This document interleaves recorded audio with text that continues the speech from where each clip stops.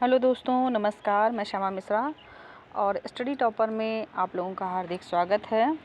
तो आज हम लोग डिस्कस करेंगे डीएलएड प्रथम सेमेस्टर का जो सिलेबस है उसको हम लोग डिस्कस करेंगे कि डीएलएड प्रथम सेमेस्टर में कौन कौन से विषय रहेंगे और किसका कितना पूर्णांक रहेगा।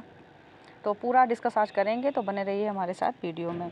देखिए, ये पूरा चार्ट हम आपको दिखा रहे हैं, ये देखिए। इसमें विषय की बात करें तो आपका जो प्रथम विषय रहेगा वो रहेगा बाल विकास, द्वितीय विषय रहेगा आपका शिक्षण अधिगम के सिद्धांत, तृतीय विषय आपका रहेगा विज्ञान और चतुर्थ विषय रहेगा आपका गणित, पंचम विषय आपका रहेगा सामाजिक अध्ययन और षष्ठम विषय यानी छठा विषय जो आपका रहेगा वो हिंदी और सातवां विषय जो रहेगा वो रहेगा संस्कृत, ठीक है। और आठवां विषय जो रहेगा वो रहेगा आपका कंप्यूटर। तो ये 8 विषय आपके रहेंगे। उसके बाद ये जो आप देख रहे हैं शारीरिक शिक्षा, स्वास्थ्य, कला एवं संगीत, तो ये आपका इंटरनल पेपर है, ठीक है। इनमें ये जो शारीरिक शिक्षा, स्वास्थ्य, कला एवं संगीत यानी ये 4 होते हैं पेपर। इनमें क्या होता है कि हर सेमेस्टर आपको एक चीज़ लेना है। जैसे अगर प्रथम सेमेस्टर में आपने शारीरिक शिक्षा ले ली तो द्वितीय सेमेस्टर में आप वो स्वास्थ्य का लेंगे, ठीक है। तीसरा लेंगे और तृतीय सेमेस्टर में कला ले लेंगे और चतुर्थ में लेंगे संगीत, ठीक है। इस तरीके से रहता है, ये इंटरनल रहता है। उसके बाद आपकी है इंटर्नशिप। इंटर्नशिप जो है वो 2 भागों में डिवाइड है। पहला जो है वो बाह्य मूल्यांकन और दूसरा है आंतरिक मूल्यांकन। बाह्य मूल्यांकन के अंतर्गत आपकी 1 मंथ की टीचिंग लगाई जाती है जो कि 100 नंबर की होती है और वहाँ आप अपना टीचिंग करते हैं। वहाँ के जो प्रधानाध्यापक हैं वो आपको मार्क्स देते हैं उसमें कि 100 में जितने भी दे दें आपको, जैसा आपका वहाँ पर काम होगा। और जो ये भाग खा का आंतरिक मूल्यांकन है, इसके जो नंबर हैं वो आपको कॉलेज से दिए जाते हैं। कॉलेज की जो आपका सिलेबस है उससे अतिरिक्त जो भी आप एक्टिविटी कॉलेज में करते हैं उसके आपको मार्क्स दिए जाते हैं, ठीक है। 100 में जो भी मार्क्स आपको कॉलेज से मिलें। तो ये जो टोटल देखिए जो आपका ये सिलेबस है पूर्णांक में देख लीजिए। जैसे आपका प्रथम पेपर जो है बाल विकास, वो कितने का है? 100 नंबर का है, यानी 100 नंबर का आपका पहला वाला पेपर है।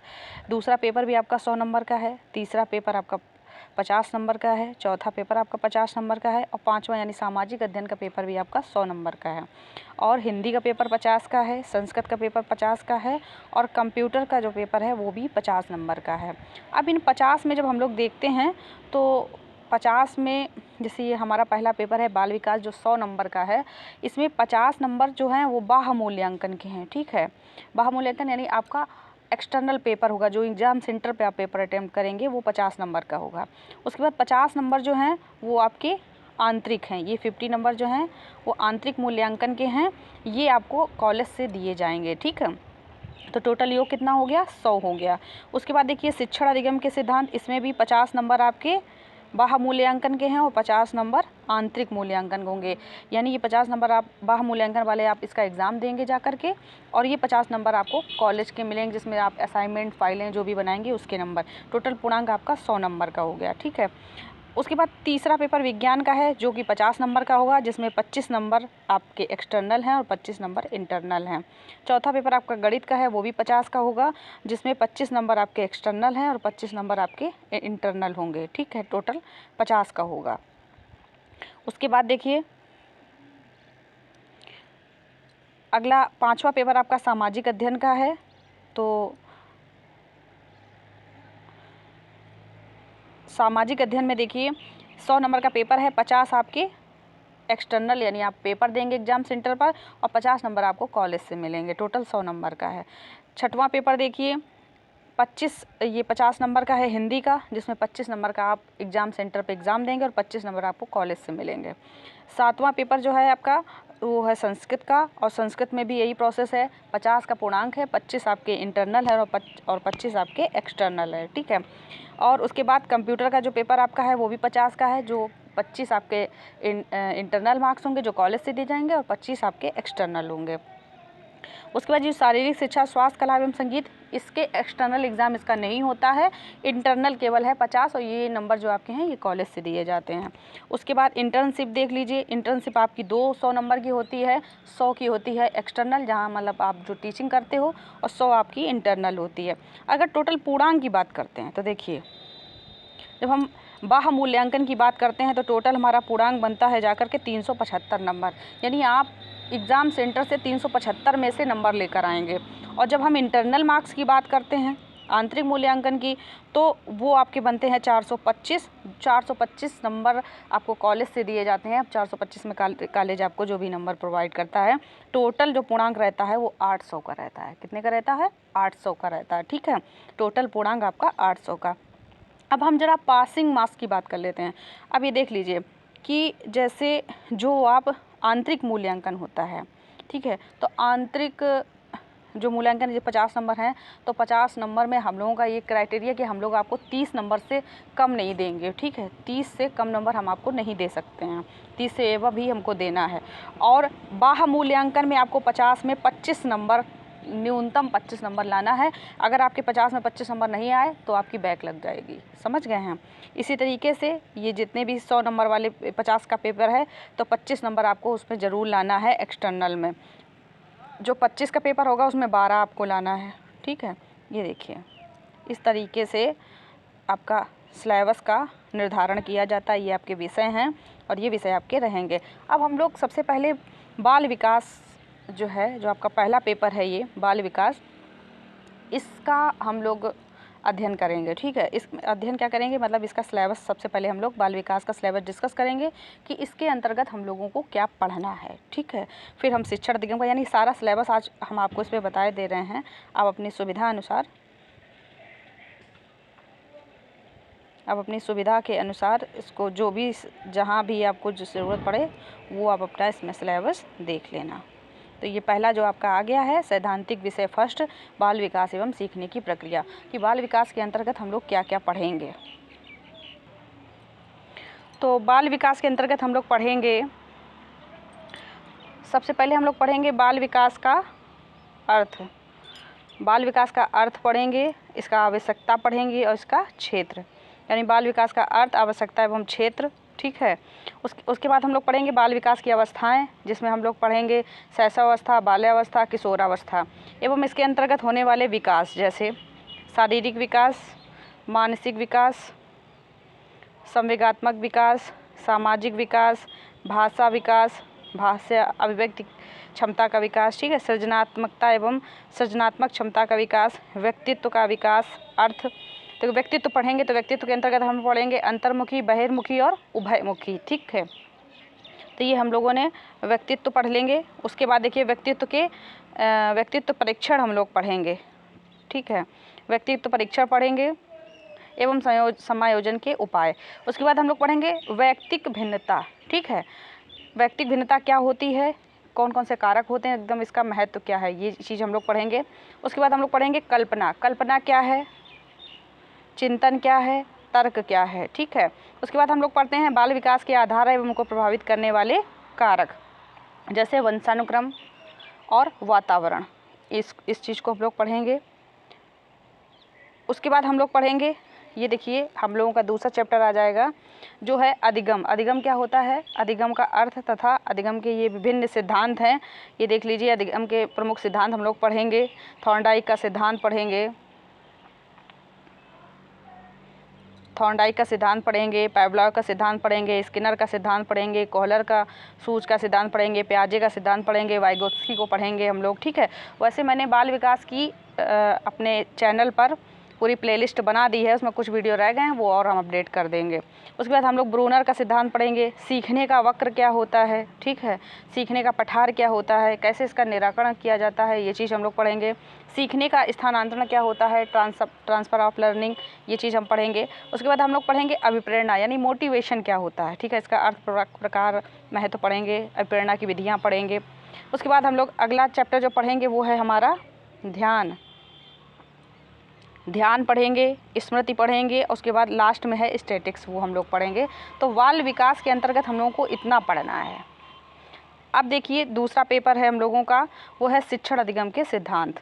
शिक्षण अधिगम के सिद्धांत में हमको क्या पढ़ना है, तो सबसे पहला जो चैप्टर आपका होगा वो होगा संप्रेषण। संप्रेषण हम लोगों को पढ़ना है, संप्रेषण का अर्थ, आवश्यकता, महत्व, संप्रेषण के घटक, संप्रेषण के प्रकार, प्रभावी संप्रेषण के तरीके, संप्रेषण पढ़ लेंगे। ठीक है, संप्रेषण पढ़ लिया। उसके बाद हम लोग पढ़ेंगे शिक्षण के सिद्धांत। शिक्षण क्या होता है?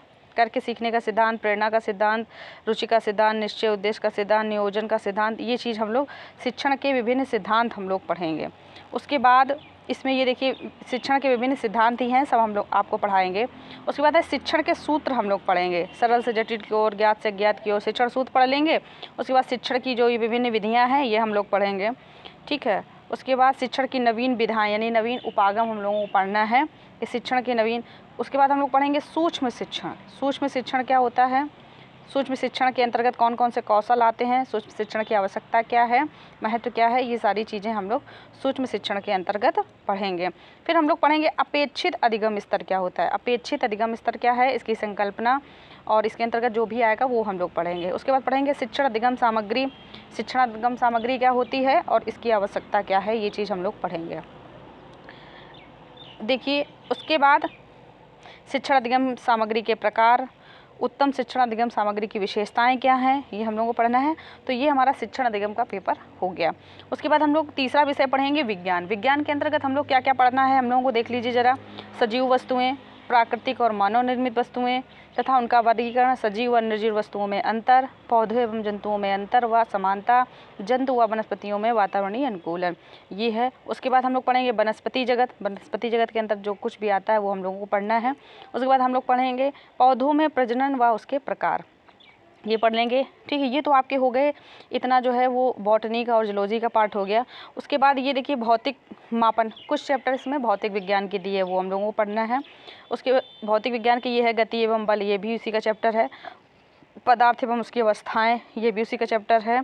और ये चीज़ है आपकी, ठीक है, ये आपको साइंस के अंतर्गत पढ़ना है। उसके बाद देखिए हम लोग मैथ में पढ़ना है हम लोगों को। तो मैथ में क्या क्या पढ़ना है?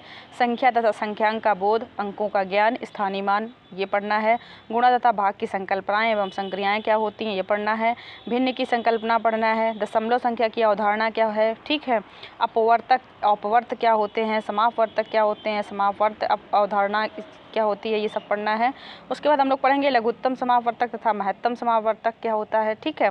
प्रतिशत का अर्थ तथा संकेत तथा प्रतिशत ज्ञात करना, ये चीज़ें पढ़ेंगे। अवर्गीकृत आंकड़ों का पिक्टोग्राफ, बार ग्राफ तथा पाई ग्राफ द्वारा निरूपण, सजातीय तथा विजातीय बीजीगणितीय व्यंजकों का बोध, तल, तलखंड, बिंदु रेखा, वक्र रेखा, खंड, किरण, ये सब कुछ पढ़ेंगे। पटरी तथा प्रकार की सहायता से कोण पढ़ेंगे, कोण के प्रकार पढ़ेंगे, त्रिभुज आयत वर्ग पढ़ेंगे, ठीक है।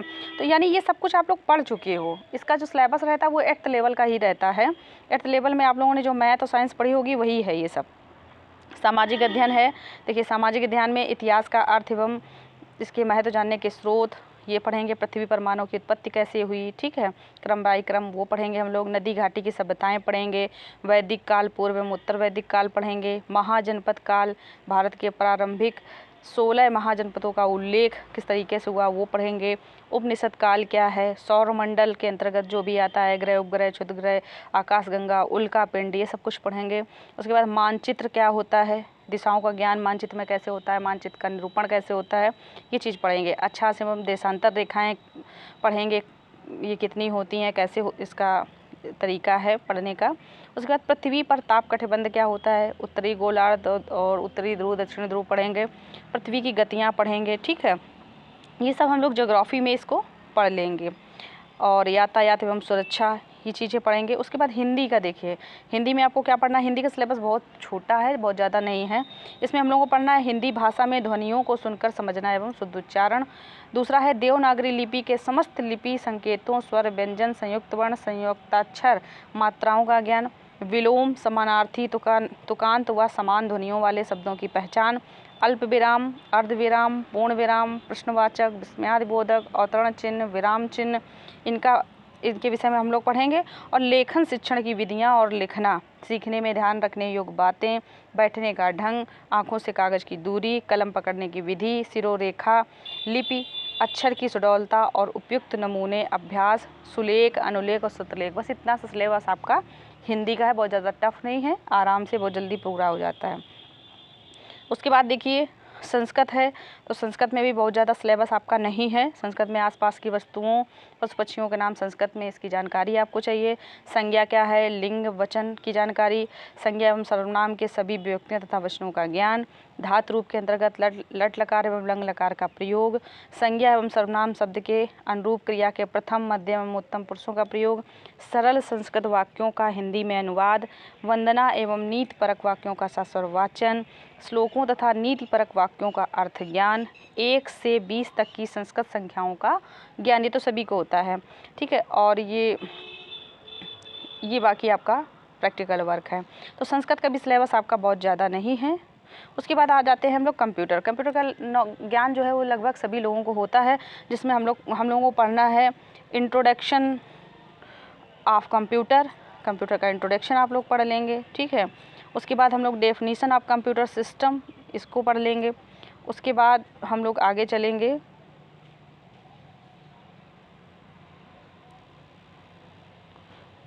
वर्किंग ऑफ कंप्यूटर सिस्टम, यानी कंप्यूटर सिस्टम वर्क कैसे करता है, वर्किंग ऑफ कंप्यूटर।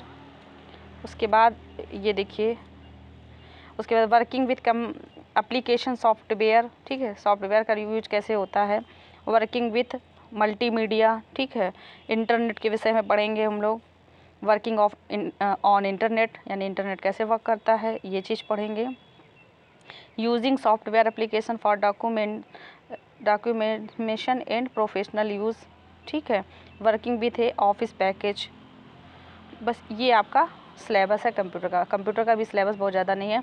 3 सिलेबस सबसे ज़्यादा हैं आपके, जो तीनों आपके जो 100 नंबर के पेपर हैं, इसमें बाल विकास, शिक्षण अधिगम और सामाजिक अध्ययन है। इसका सिलेबस सबसे ज़्यादा है, तो इसी पे आप लोगों को फोकस ज़्यादा करना है।